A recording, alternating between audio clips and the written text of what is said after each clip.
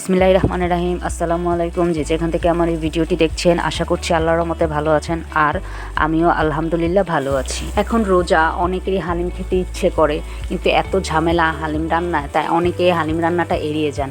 কিন্তু খুব সহজে এই হালিম মিক্সড দিয়েই হালিম রান্না করা যায়, সেটা রাঁধুনি হালিম মিক্সড হোক আর তিলের হালিম মিক্সড হোক। তো আমি এখানে 1 কাপ তেল আর 1 কাপ পেঁয়াজ দিয়ে ভালো মতো ভেজে বেরেস্তা করে নিব। আর এখানে 1/3 বেরেস্তা আমি উঠিয়ে রেখে দিব। তো আমি এখানে তিলের হালিম মিক্সড নিয়েছি। এখানে পিছনে লেখা আছে কিভাবে রান্না করা যায়।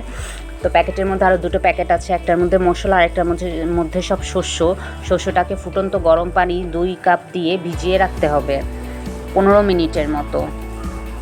তো আমি সাইডেই আগে ভিজিয়ে রেখে দিচ্ছি, পেঁয়াজ ভাজতে দিয়ে আমি এখানে ভিজিয়ে রাখছি। ভালো মতো নেড়ে দিতে হবে, কোনো দলা পাকানো যেন না থাকে। আমার এখানে পেঁয়াজ বেরেস্তা হয়ে গিয়েছে, এখন আমি বেরেস্তাগুলো উঠায় নিচ্ছি। আর এর মধ্যে আমরা এই পেঁয়াজ বেরেস্তার মধ্যে সব রান্নাটা করা হবে। তো আমি এখানে 2টো মুরগির হাড় দিয়ে দিচ্ছি, যেমন হাতা পা 2টো মুরগির মধ্যে যে যতটুকু আর কি হাড়গুলো থাকে, সে হাড়গুলো দিয়ে দিলাম। ভালো মতো নেড়ে দিব। এখানে আপনারা গরুর মাংস ব্যবহার করতে পারবেন, খাসির মাংসও দিতে পারবেন, আবার মাংস দিয়েও রান্না করতে পারবেন মুরগির। আমি জাস্ট এখানে মুরগির হাড়গুলাই ব্যবহার করছি। লবণ দিয়ে দিলাম পরিমাণ মতো, দিয়ে ভালো মতো নেড়ে দিব। এখন আদা রসুন বাটা দিয়ে দিয়েছি, আবার একটু নেড়ে দিব।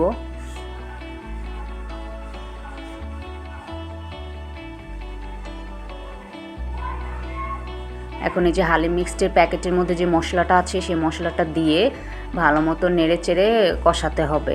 আপনারা যদি ঝাল বেশি খেতে চান, সেই ক্ষেত্রে আপনারা একটু মরিচ গুঁড়ো দিয়ে দিতে পারেন।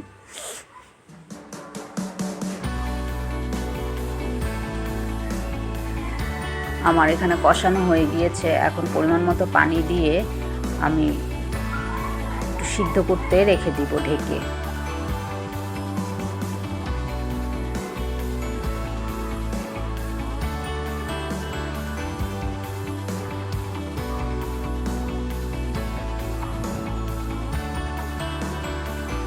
বলকে শিখিয়েছে, এখন একটু নেড়ে এখন ঢেকে দিব।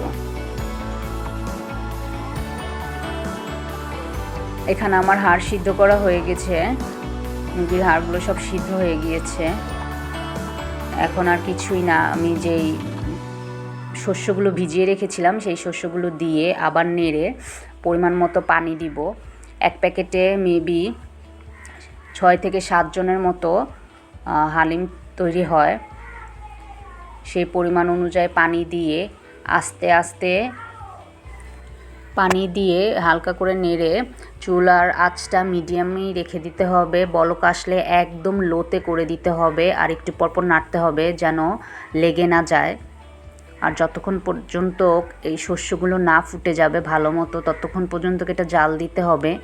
এটা বলে বোঝানোর কিছুই না, আপনারা যখন এটা রেডি করবেন তখন আপনারা নিজেরাই বুঝবেন কিভাবে কি করবেন। তো আমি এখানে যে পেঁয়াজ বেরেস্তাটা উঠিয়ে রেখেছিলাম, সেই বেরেস্তাটা আর কাঁচামরিচ কুচি ধনেপাতা দিয়ে একটু নেড়ে চেড়ে রেখে দিব।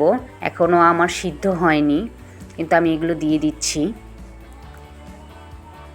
আপনারা চাইলে এখানে শসা কুচি আদা কুচিও দিতে পারেন। আমার বাচ্চারা খাবে না, তাই আমি শসা কুচি আর আদা কুচিটা এখানে দিচ্ছি না। এখন আমি এখানে লেবু রস দিয়ে কিছুক্ষণ পর নামিয়ে নিব। আপনি যদি এখন পর্যন্ত আমার ভিডিওটা দেখে থাকেন, সেই সাথে আমার ভিডিওর কোনো অংশ ভালো লেগে যায়, তো প্লিজ লাইক দিতে ভুলবেন না।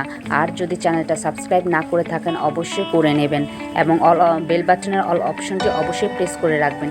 এতে করে আমার ভিডিও ছাড়া মাত্রই আমার নোটিফিকেশনটি আপনার কাছে চলে যাবে।